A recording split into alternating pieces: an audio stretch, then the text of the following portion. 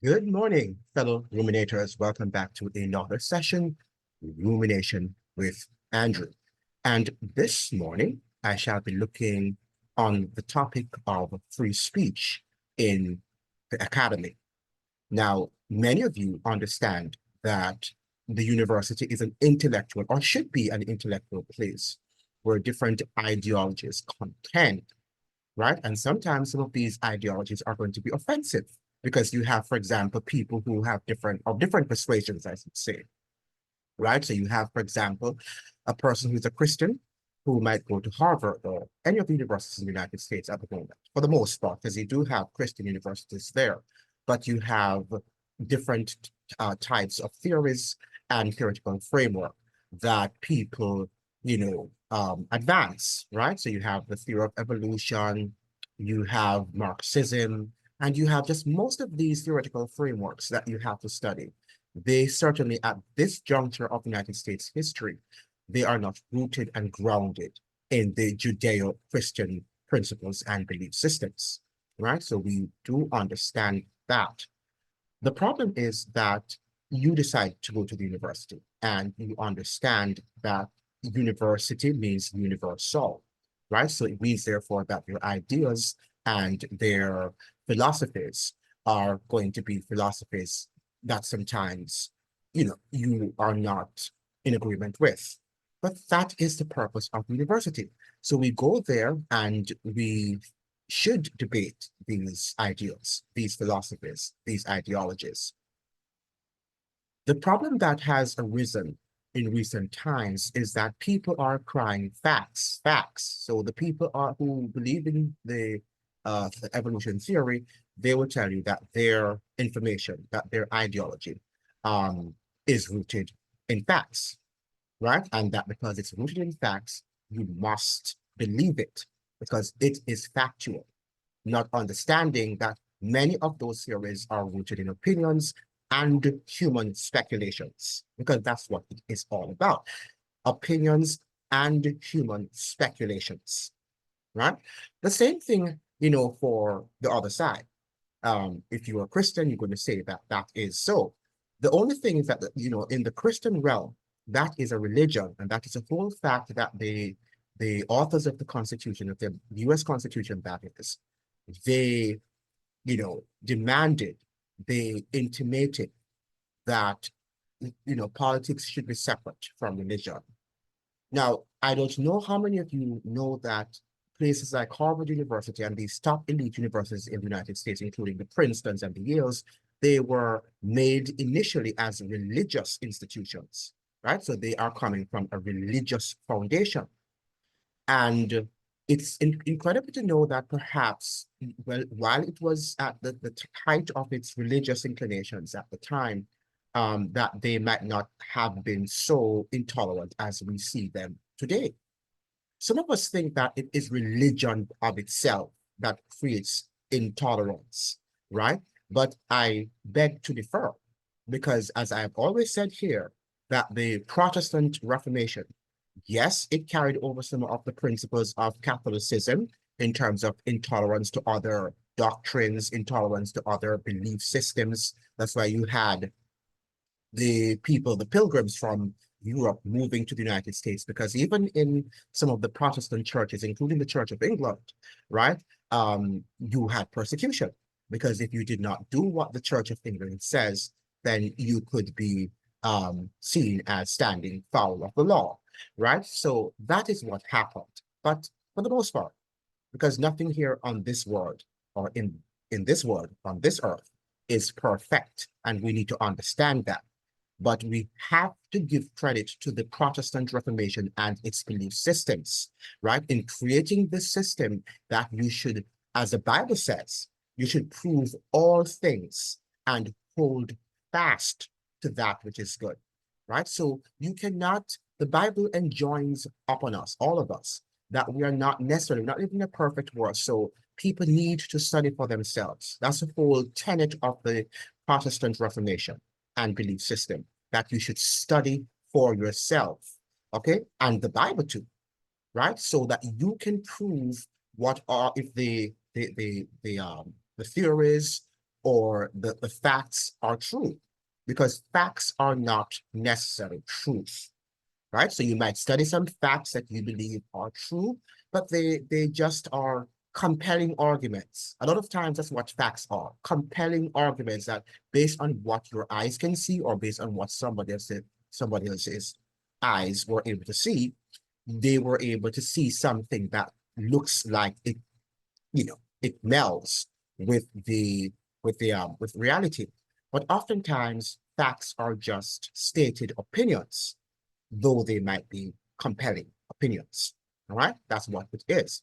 And that's why we have to read, and we cannot come to this notion that we know everything, because human beings are limited, right? We're limited. But let's talk about freedom of speech now. We are looking now at Claudine Gay because she's now in the news, right?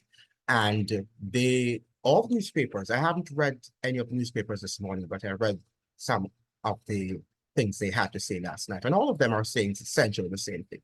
One of the things that we're seeing right now, the media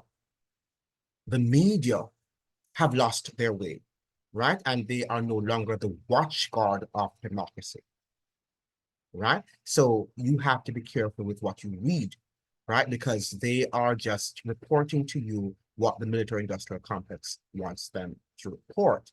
And I noted that all the papers, whether it's coming from England or it's coming from Germany or it's coming from the United States, basically, are the same thing. There's nothing objective about reporting. By the way, I've never thought that human beings are objective, by the way, but when I say objective, I mean that they try as much as possible to be fair, because we know that we are so limited and we are not privy to all the facts on the table, right? So because of that, we cannot be objective, right? Because we don't see everything, we don't know everything. Only God can be objective because he sees and he knows everything, right? The university has always acted as a place as if they know and what they say. And this is where now the university has morphed into this place of intolerance. Because, even when you're going to university and this has been happening for decades now, the persons who are Christians cannot express their understanding of the world, their worldview, right? Because their worldview is going to be different from that of a person who is an evolutionary theorist. What we have had over the years is that if you do not believe in that, you cannot be an intellectual, because they're not going to take you seriously. They think that, oh, you have to be a Marxist or you have to be an evolutionary theorist to be able to be considered a serious academic. And that is nonsense. That is not true. However, many of our students, because they have been bamboozled into this belief system, they have sometimes even renounced their faith in God and in other religions that they might have embraced, because they're thinking that the university is right and their belief systems are wrong. Now, I am not here suggesting that there are not some erroneous beliefs that you might have had, even about secular beliefs systems that you might have had, that you need to get rid of, because even in the Bible, right, there are some erroneous interpretations. There are some erroneous teachings that pastors and churches might teach, and you might have to learn that these things are not true as you study for yourselves and you grow up intellectually, right? But to think that the university itself is going to be a place where you are going to learn everything that should be learned in the world is nonsense. And that at this juncture, for example, it's a place where you're going to learn, how to be a moral, upstanding citizen. We know also that that is not true. Now, one of the allegations surrounding Claudine Gay is that she has plagiarized, the whole matter of plagiarism. Now, this has been a debate that has been occurring in academia for many years, right? I mean, perhaps since university came into being. But I can tell you, as somebody who taught at a university in the United States and observed, and I am a keen observer. I am a very keen observer. And based on what I saw there, And I read voraciously on the whole system of academia in the United States. It is rotten to the core. It is rotten to the core.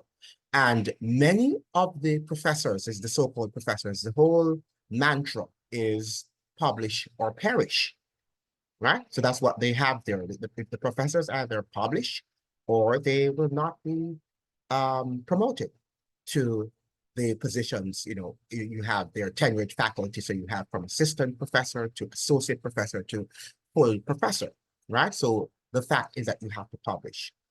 Now, think about your being in the social sciences. Let us say you are in sociology and you're talking about Abraham Lincoln and slavery, and perhaps you have narrowed down your research topic. Talking about slavery and Abraham Lincoln, there are just so many topics and that you can explore. And you have thousands of professors in the academy. So what you have are people who might come up with an idea, a research idea. They might share it with their colleagues. And sometimes, because we're all not fair, we're all not honest, we're all not persons of integrity, because professors are human beings just like anybody else, right? What people do sometimes among the professorial class, right? They sometimes steal your idea, right? They steal your research topic and they sometimes move ahead with it. Because think about it, if you have an idea, a research idea, and you're not running with it as fast as you could, let us say that, a woman, professor, lady professor, she might be pregnant or she might have different challenges happening in her life, right? And she cannot move ahead full speed with her research topic.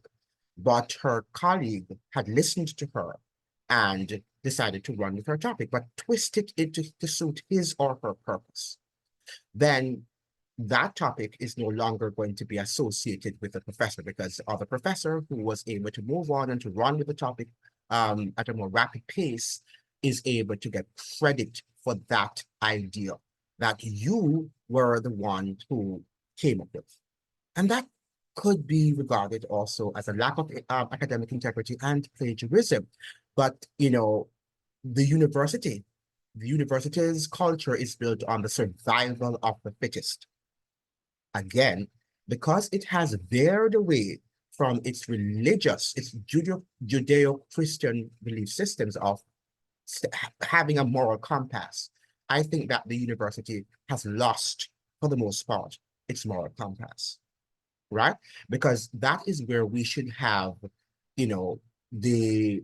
an open debate about how do we protect also professors' ideas, their research topics and their ideas from other people, twisting them and using them and claiming that idea as theirs. You have sometimes even to, do you know that you have, and there was this gentleman, he has a PhD now, but he was one of my friends when we were at Howard University. And he refused as a graduate student to be his what you call it now, his advisor, his advisor's research assistant, because he challenged his advisor and told him that I'm not going to do any research for you, and then you do not credit me. And that's a very, very common thing in the United States as well, that some professors, because they're so bogged down, right? They have so much work to do in terms of to teach and to advise students, because it's a lot of work, right? Those of you who have taught at the university in the United States, and particularly if you're teaching, social sciences and so forth, and you have all of these students that you have to teach and you have to mark essays. It's not like it's science and you just mark what is right and what is wrong, right? This is or short answer questions. These are essays, long essays, sometimes 20 pages, 10 pages, 15 pages of work that you have to go through and correct and form responses to, right? Adequate responses, that is, right? Feedback. Now, that can capture the attention of professors, and sometimes they are, they don't have the time to do the research. And as we say, establish or perish. So sometimes what they do, they, pay their research assistants, you know, a few couple dollars, and they will do a bit of the research for them. And I've done research for professors, and they do not acknowledge that it's your words and that you are the ones who did it. Oh, I had one who told me that he paid me already. So he doesn't, and even though he didn't pay me anything, that was great. He did not acknowledge, even though I read. He changed up some parts of my writings, but a lot of it remained intact, right? And that was plagiarism also, right? So I have been victim of, my work, right, being stolen by professors, right? And these are people, who you are going to regard as people of integrity because of the positions that they hold, right? So when we talk about professors and plagiarism, we cannot begin to just look at it's happening only among minorities, or it is happening in the Black world. It is happening right throughout university culture, right? It is happening right throughout university culture. And we've got to understand that. Now, let us look at the concept now of what the newspapers are saying about Claudine Gay, right? And they're saying a lot. I opened the Mother Jones newspaper here because it gives quite a bit of summary about, I think it summarized well what happened and what is happening at Harvard University in terms of the resignation of Professor Claudine Gay. But it says, what Claudine Gay's resignation from Harvard means for the rest of us, right? And that's a very important question. What does it mean for the rest of us, right? Because this is not about Claudine Gay, right? This is about the ability to express yourself freely, right? Now, the fact of the matter is that when we look at what Claudine Gay said when she went to Capitol Hill, when she was in Congress, it's nothing that was wrong. There was nothing wrong with what she said in terms of, harassment depends on the context, right? And that she is when people's behaviors now become, uh, threatening, then that is a time that you have to take action. But for students to express themselves and their beliefs, they can be corrected, but you cannot control their speech. Nobody can control anybody's speech unless you're going to live in an authoritarian society, right? We can't control people's speech.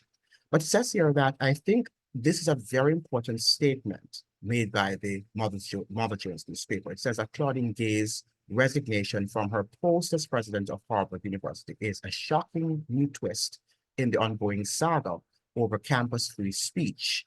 All right. So it means, therefore, that this is what it's all about, that has to do with free speech. It doesn't have to do with Claudine Gay. She's only being used as a sacrificial lamb, right, for what the military-industrial complex is all about. And this is an attack on free speech in the academy, right? Because it is, to me, quite, horrific that students cannot express themselves about what they're seeing happening in Gaza or what they're seeing happening in Israel, right? Because there should be an open debate. And we're not saying that students should say that they hate the Israelis or they hate the Palestinians. But if they do say that, that is also their fundamental right. Once university doesn't have any evidence that they're plotting physically to pose, physical damage or harm to these people, to either of these people, then the university should not control free speech, because free speech is what the United States the First Amendment right to the Constitution has given to all Americans, right? But the military-industrial complex is so much cornered now that they can't afford Americans to contest and to challenge the wars that they're waging around the world. So what they have to do, they have to restrict speech, right? And what better place? I think speech has already been restricted in the in the medical fraternity, in the medical establishment. So during the pandemic, that war was on doctors, right? And if you notice, doctors were shut up. They were, their speeches were often suppressed. They could not independently think for themselves what was best for their patient, right? They were given a protocol and they had to follow the hospital's protocol or leave, right? They had to follow the hospital's protocol or leave. Now you had like doctors like the not Peter McCullough, but well, he's one of them certainly. But Paul Marrick comes to mind, right? And he was working somewhere in Virginia, one of those big hospitals there in Virginia, in the United States. And he, in the initial stage of the pandemic, a very brilliant doctor, Paul Marrick is. This is an ordinary doctor. He's an extraordinary medical doctor and researcher. Not only medical doctor, but intellectual scholar, academic, and researcher, right? And he stood there in the hospitals and he realized that patients were actually being, exploited and that many of them died and they did not have to die. So what he actually did was that he decided that he would challenge the protocols, some of the protocols that were instituted, that were implemented in the hospitals. As a result of that, he was actually, reprimanded. And he eventually left because, he was fired too because he told them that he cannot stand by and watch his patients die when there are medications, there are therapies that he could use to save the patient's lives, and the hospitals prevented him from doing so. Now, one would have thought with such a doctor and his experience and his record of having saved many lives during the pandemic, that they would have respected him. But no, he was brought to court and, obviously they settled. But the fact of the matter, he has not returned back to the job. And this is a white doctor, from South Africa. So he's not a black doctor as they're putting it now that he's white and black and all this American nonsense about race, right? This is a white doctor who has an excellent record of, in the medical fraternity. Now, the fact of the matter is that was an attack on his free speech and his right to be able to treat his patients the way that he thinks is best, right? According to medical information that he has honed. The fact of the matter is that he was suspended, he was fired, right? Now, when we look at what is happening in the academy to Claudine Gay, we can see that there is some parallel here, where Claudine Gay is expressing her opinion that students should have the right to be able to express themselves about what is happening in Gaza, right? And they should be able to have the right to, for the Jews who are at Harvard, if there are Jews who are on the side, and there perhaps are Jews who are also on the sides of the Palestinians, right? This is not something that is just a black and white issue, right? You have Jews who understand that what is happening in Palestine is unjust and that it should not have happened, right? So this is something that how would they have described those Jews, the people in Congress? Would they say these Jews are also anti-Semites because they are not towing the line of the narrative coming from Washington and the military-industrial complex, right? These are some of the questions that we need to ask ourselves, right? Now, the news which has broken by the Crimson, that's the newspaper coming from Harvard University, comes after months of attacks on Gay's response to on-campus anti-Semitism and weeks after university leaders reaffirmed their support for her, right? Gay's stunning departure is the latest casualty in a growing conservative crusade against diversity in education, and a chilling reminder of the state of campus free speech and Israel's war on Gaza, right? So it means, therefore, that the Mother newspaper, the Mother Jones newspaper, rather, is stating essentially what it's about. It's an attack against diversity in education and a chilling reminder of the state of free speech and Israel's war on Gaza. Now, it was interesting that the Yahoo newspaper let me see if I can pull that up.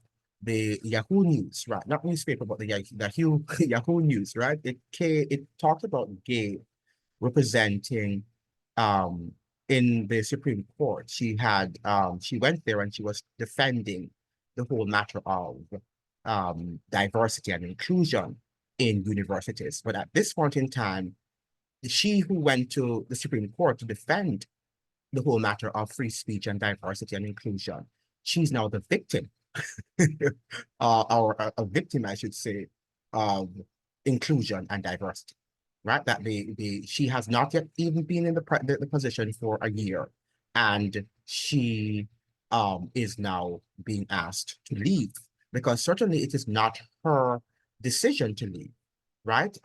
She has been forced to resign. So that is what we need to understand. But there was something here in the, yeah, I think it was here where it was suggesting that she went to Congress, not Congress, the Supreme Court last year, and she defended the right of American citizens rather to um to diversity and inclusion, right? This whole understanding of diversity and inclusion is something that needs to be explored by a dispassionate intellectual, because I think that this diversity and inclusion is not what people think it really is, right? And I think Black people particularly have to be careful, because I think we are being used as guinea pigs, right, to advance the agenda of the military-industrial complex. And it's not about inclusion and diversity as you know it, right? And sometimes it's about killing and abetting and, and you will ask, how is it that inclusion and diversity could ever be linked with genocide and other nefarious agendas? But that is how the military-industrial complex works, right? It has to shroud itself in secrecy, right? And behave as if it is a savior when it is essentially a destroyer, right? And we've got to take stock. We've got to understand that. And sometimes we don't want to understand it because we like to live in this world, this delusional world. And I think most of us, including in academia, are delusional, right? We think that we know when we do not know a lot of things. So, and that is why, yeah, I can't see here where she was now, we see here that Gay McGill and MIT's president, Sally Kornbluth, came under fire last month for their lawyerly answers to a line of questioning. So they have to use this expression, their lawyerly answers to a line of questioning from New York Representative Elise Stefanik, who asked whether calling for the genocide of Jews would violate the college codes of conduct. Now, the fact of the matter is, there is a news anchor by the name of Brianna Joy Gray, and she speaks about having attended Harvard University and the fact that during her tenure at Harvard University, I think she went there for undergraduate school. And she said that in discussions a lot of times in the classroom, that the white students, the so-called white students, these elite students, would oftentimes lament the fact that Black people are, they get a free pass, and that they sometimes are lazy, and that they are getting things, opportunities that the whites should get. And these are some of the things that they would have to listen to in their classrooms, because it's free speech, right? And it's offensive, but it is free speech, and it is the right of individuals sometimes to express their ignorance and their arrogance.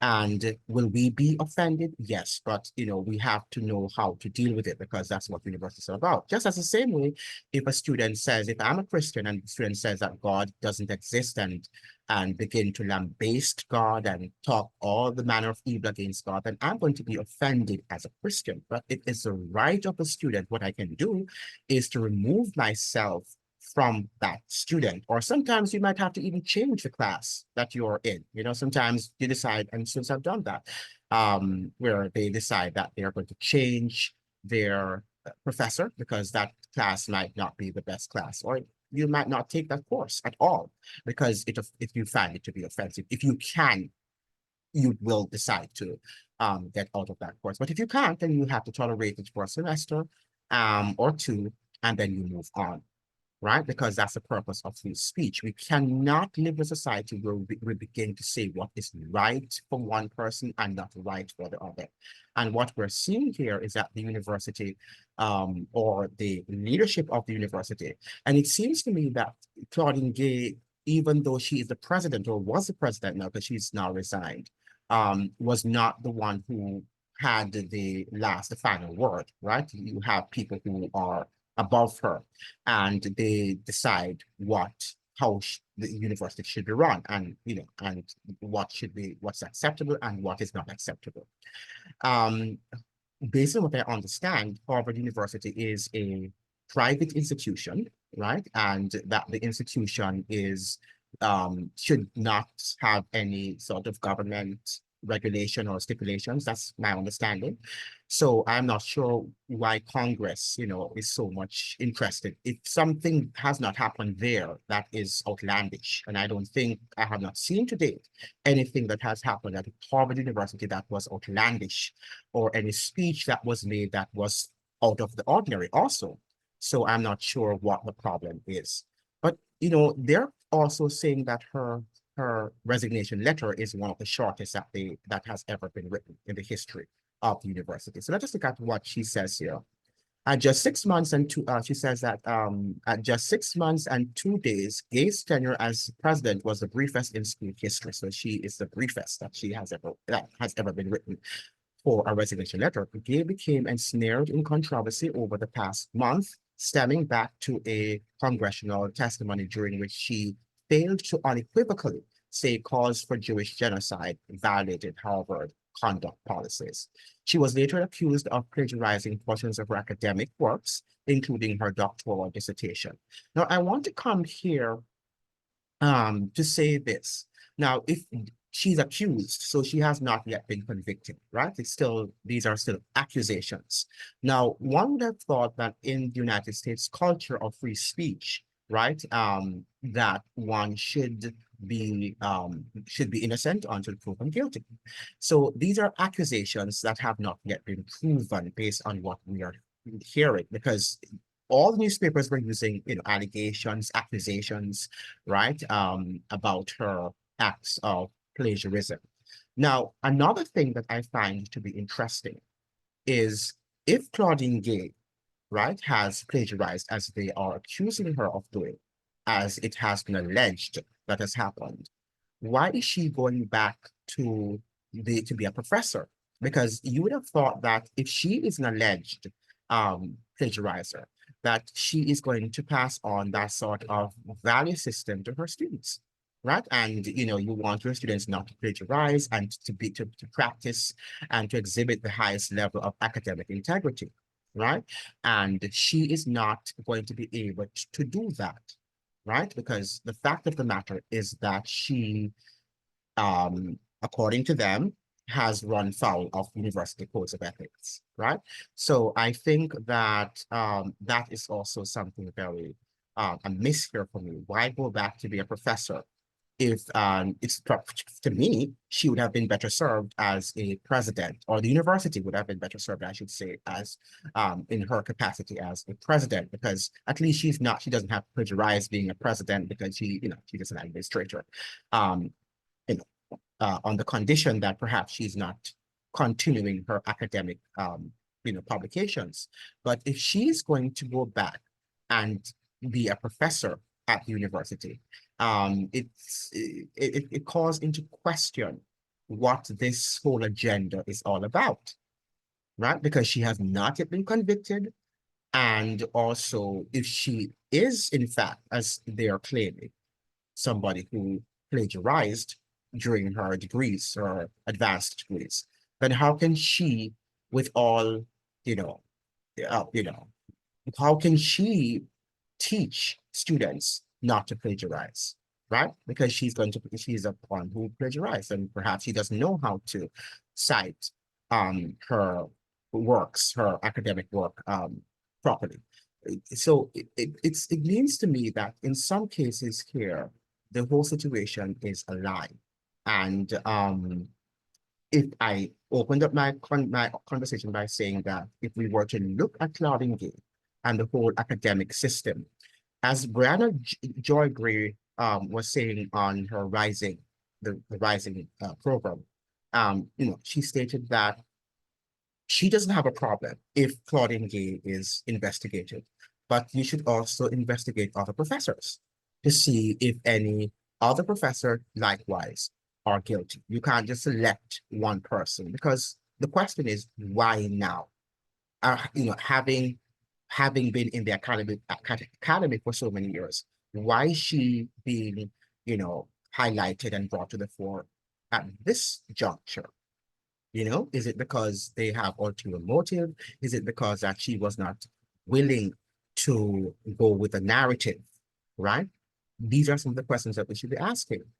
Is this for political expediency, right? We have to ask ourselves these questions, right? And we're not hearing any satisfactory answer.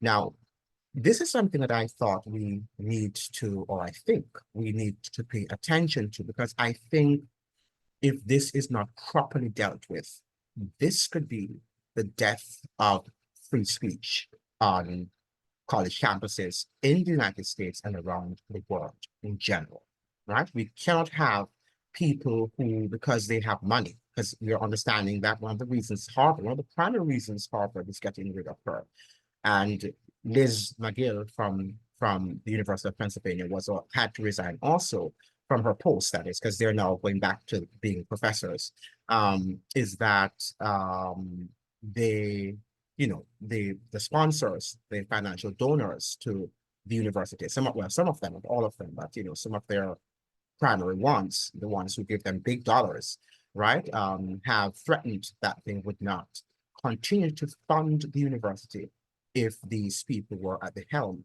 of the university. Now, the same thing can be said of Liz McGill too. If she is an anti-Semite, as they alleged she was, and she was not willing to protect the rights of Jewish students on the college campus, how is she going to do that as a professor?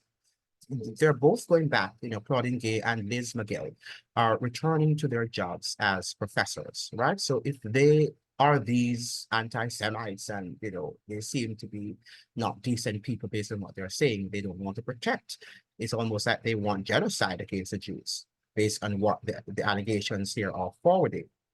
Why would you want these people to go back to be professors? Aren't they going to indoctrinate to say that they are persons who are promoting genocide, which I don't believe, but to say that that is true? If that is true, don't you think that they would be going to promote that sort of belief system in their students, among their students? So it doesn't make any sense. The whole objective here of their resigning, right, does not make any sense, because they continue to be affiliated with universities and they continue to teach, right? As I'm saying, it would have been better if they were presidents, right, where they don't have to be indoctrinating and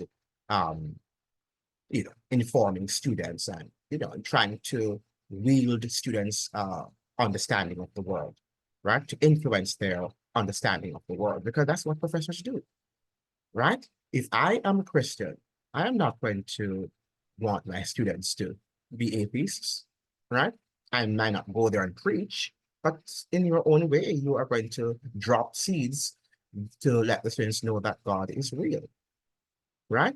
And that, the whole matter of evolutionary theory is not a real theory. It's not an authentic theory, right? It's not a theory grounded in reality or in truth, right? The scientists might say that they have the facts, but are the facts truthful, right? And these are some of the things that we have to understand. So if these two presidents, or the three of them, are people who promote, as we're being told to believe, or the genocide of Jews, right? Then why should they go back to be professors?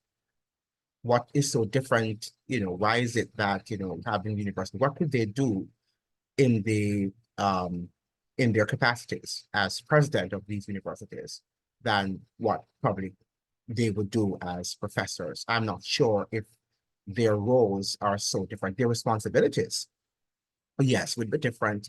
But I think being near students should be perhaps the most dangerous path, right? Because they are with the students and they're having discussions, and they are going to influence in some way, right, the belief systems of their students. So that is something that to me doesn't sound rational. It sounds to me a little illogical, and that's one of the reasons why I think that the whole drama here is rooted in mere lies, right? It's not a real agenda. It's not true what they're saying about them.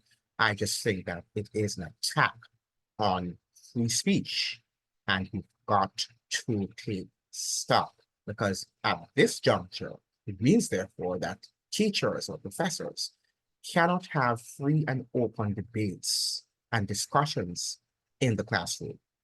And if they can't do that, then what is the purpose of education? What is the purpose of going to universities, especially at a time when students have to pay loads of money to go to university? If they cannot go there and have serious, right, and nuanced debates and discussions, it means therefore that the university is no longer the university that it should be, right? And they are centers, or it is a center of um, indoctrination, as I've been saying for a long time on this channel. Thank you so much for joining, and I hope to see you in another enlightened conversation. Thank you. Bye.